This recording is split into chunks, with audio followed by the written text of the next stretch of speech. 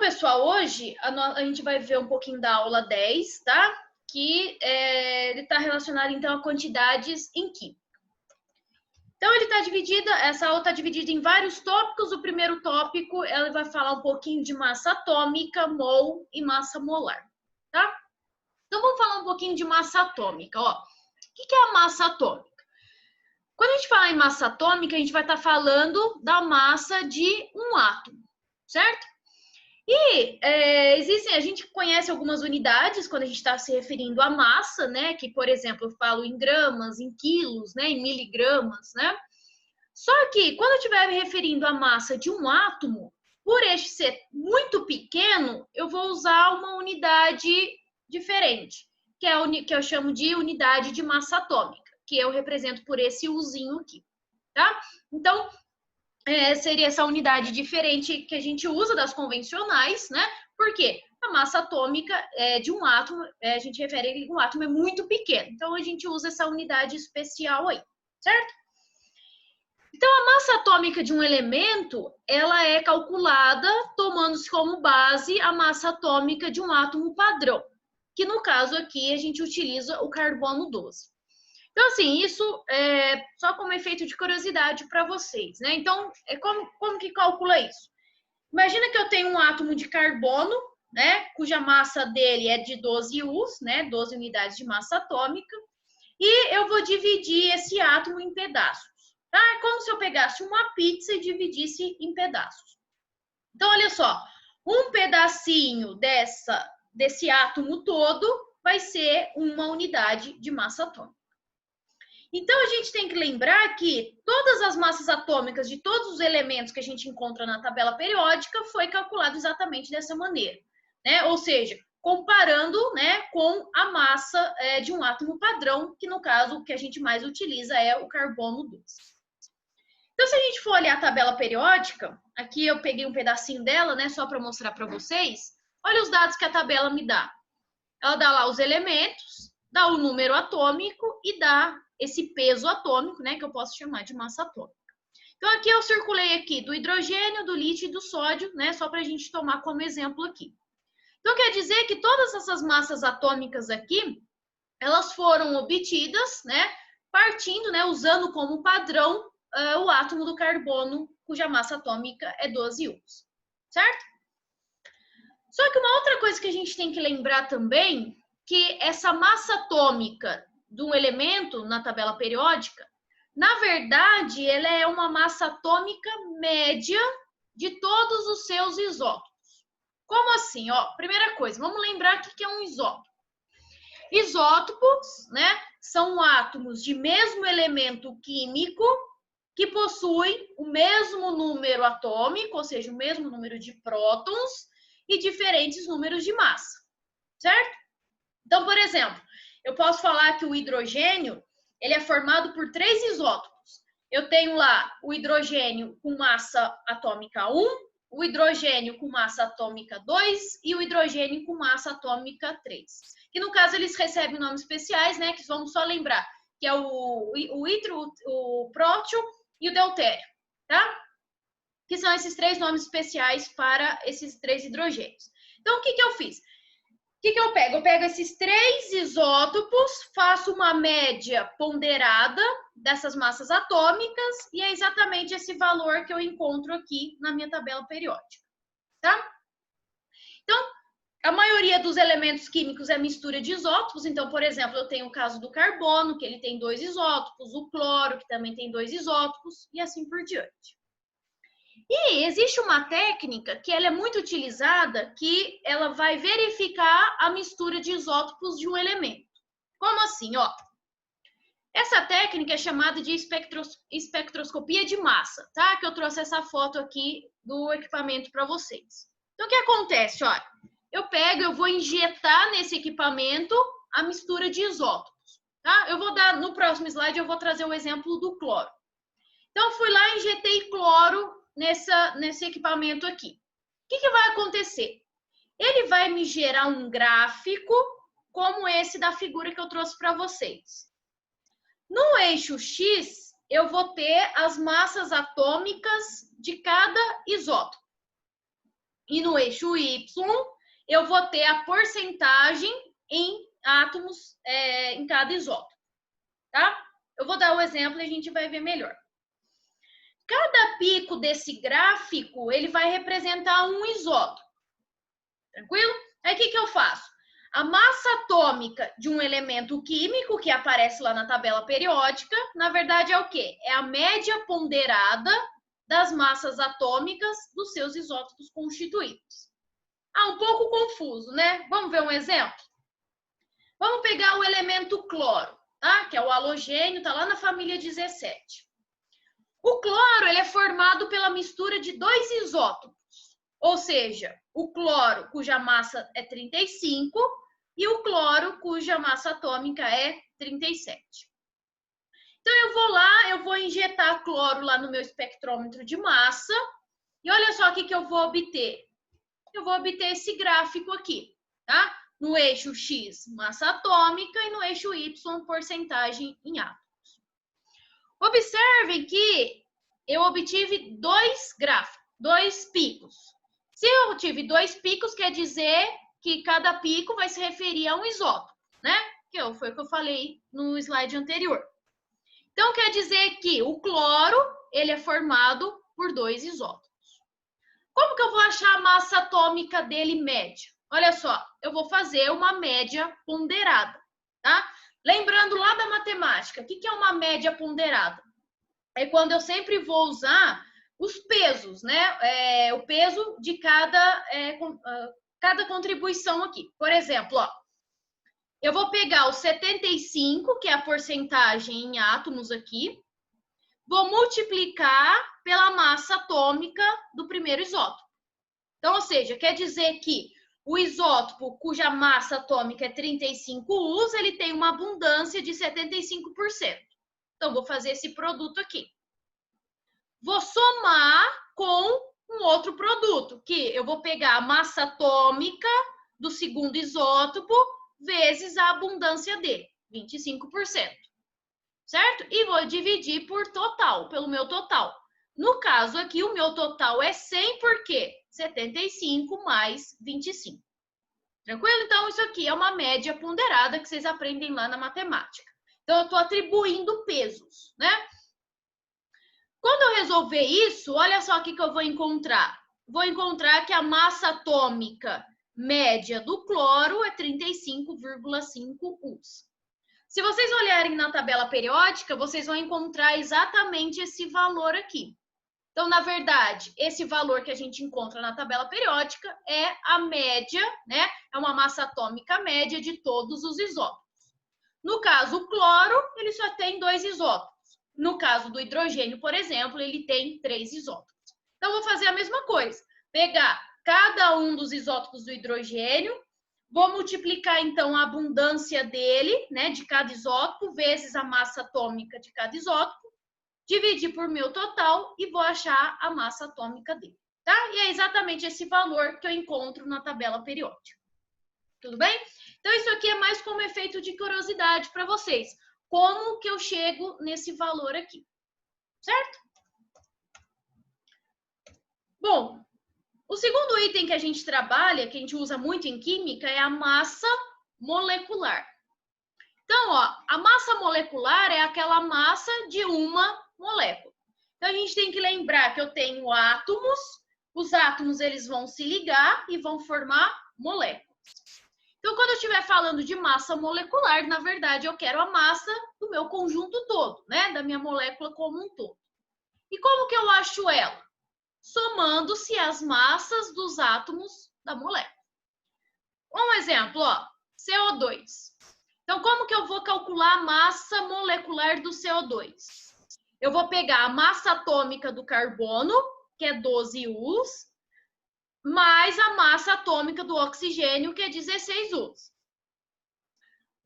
Para achar a massa molecular, olha o que eu vou ter que fazer. Eu vou ter que multiplicar o número de átomos que eu tenho do elemento vezes a massa atômica dele. Então, por exemplo, no caso do CO2, eu tenho um átomo de carbono, vou multiplicar por 12, que é a massa atômica dele, ou seja, a massa referente a um átomo. Com oxigênio, vou multiplicar o número de átomos que eu tenho aqui vezes a massa atômica dele. Então, por isso que eu faço 2 vezes 16. Somando tudo isso, dá 44 joules, tá? Então, para eu fazer a massa de uma molécula, eu sempre vou ter que partir dos seus átomos. Sempre lembrar, então, de multiplicar o número de átomos vezes a massa atômica dele. Em exercícios, o que vai acontecer para a gente calcular a massa molecular? Ou o exercício já vai dar a massa atômica, né? Ele já vai como um dado para vocês, ou ele vai te dar uma tabela periódica, né? E vocês vão ter que achar a massa atômica de cada elemento, né? Envolvidos na molécula, certo? Então, ou ele te dá como um dado, ou vocês vão olhar na tabela periódica. Então, só não esqueçam que basta eu multiplicar, então, o número de átomos vezes a massa atômica de cada elemento, tá? Massa molecular, pessoal, a gente usa muito em cálculo estequiométrico, tá? Então, né, não pode ter dúvida aí nessa parte, aí nesse cálculo. Bom, o terceiro conceito que a gente vê nessa aula é conceito de mol, tá? Então, o que seria o mol? Olha só que eu coloquei aqui para vocês, ó.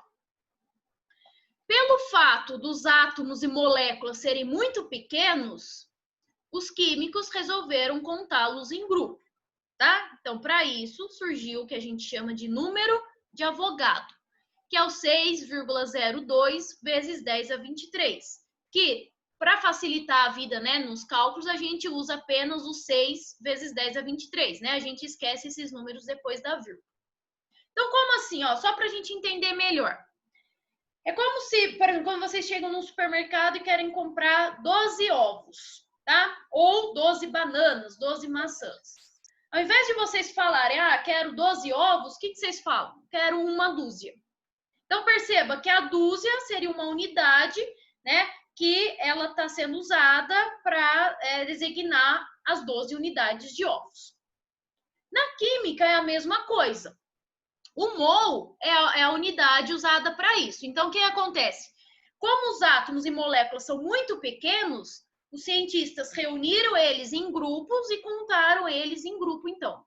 Então, por exemplo, se eu falar 1 mol, eu estou me referindo a 6 vezes 10 a 23 moléculas, ou partículas, ou átomos, tá? Então, 1 mol foi essa unidade usada, então, quando eu quero classificar, então, esse grupo de átomos e moléculas. Então, coloquei aqui, né? Só para... Mol é a unidade dessa contagem e a unidade de quantidade de matéria que contém 6,02 vezes 10 a 23 partículas. Posso usar para átomos, para moléculas, para íons, certo? Então, destaquei aqui a nossa constante de Avogadro. Então, sempre que eu falar em 1 mol, eu vou estar falando em 6 vezes 0,2 vezes 10 a 23 partículas, tá? Olha o exemplo aqui, ó. Se eu estiver falando em 1 mol de carbono, pensa, quando eu estou falando em carbono aqui, eu estou me referindo a átomo, né? Ao átomo de carbono. Então, eu falo que 1 mol de carbono, eu tenho 6 vezes 10 a 23 átomos de carbono. Agora, se eu estiver me referindo à água, molécula de água, eu falo que 1 mol de H2O tem 6 vezes 10 a 23 moléculas de H2O. Se eu estivesse falando, por exemplo, de um composto iônico, eu falaria, por exemplo, que 1 mol de NaCl tem 6 vezes 10 a 23 íons Na+, certo? Então, eu posso usar essa constante de Avogadro se eu estiver me referindo a partículas, átomos, moléculas, íons, etc. Tranquilo? E um último conceito que a gente vê nessa primeira parte seria a massa molar, tá? Então, não confundir com massa molecular. A massa molar, ela vai ser a massa em gramas de 1 mol, ou seja, de 6 vezes 10 a 23 partículas. Qual que é a unidade que a gente usa? Gramas por mol, tá? Aí vem, né, um macetezinho aí, ó. A massa molar de uma substância, ela é numericamente igual à massa molecular. Olha só o exemplo, ó. Se eu pegar lá na minha tabela periódica, eu sei que a massa atômica, né, ou seja, a massa relacionada a um átomo do iodo é 127 UZ, né? Ou seja, 127 unidades de massa atômica. Se eu fizer a massa molecular do I2, o que eu vou fazer? Multiplico 2, porque eu tenho 2 átomos, vezes a massa atômica dele. Então, dá 254 UZ. Isso a massa molecular. E a massa molar? A massa molar vai ser o mesmo resultado da massa molecular, só que em unidades diferentes. Ou seja, 254 gramas por mol. Como que eu interpreto esse resultado aqui, ó? Eu interpreto da seguinte maneira, que 1 mol de I2 eu tenho 254 gramas, tá? Então, guardem isso, que a massa molar, ela tem o mesmo valor numérico do que a massa molecular, só tem a diferença de unidades, tá? Só que eu acho da mesma maneira, ou seja, somando lá, né, as massas atômicas de cada elemento que compõe a minha molécula. Tranquilo?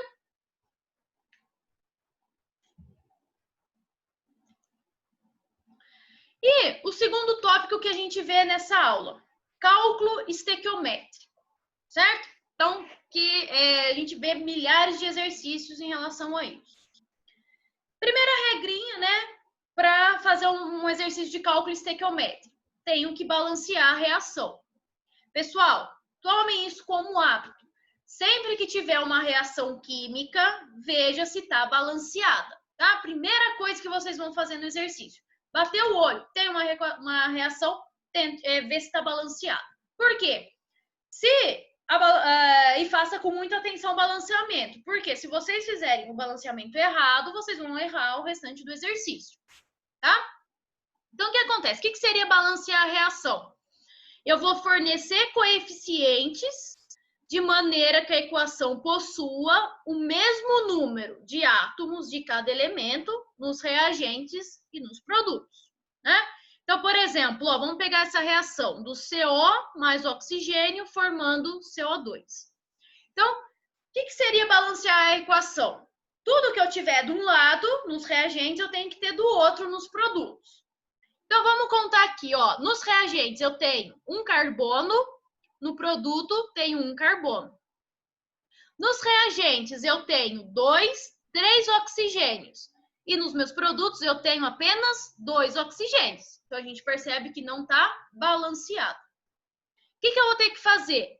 Colocar esse 2 aqui na frente, só que eu vou ter que colocar esse 2 também no CO2. Por quê? Agora vai estar balanceado. Olha só.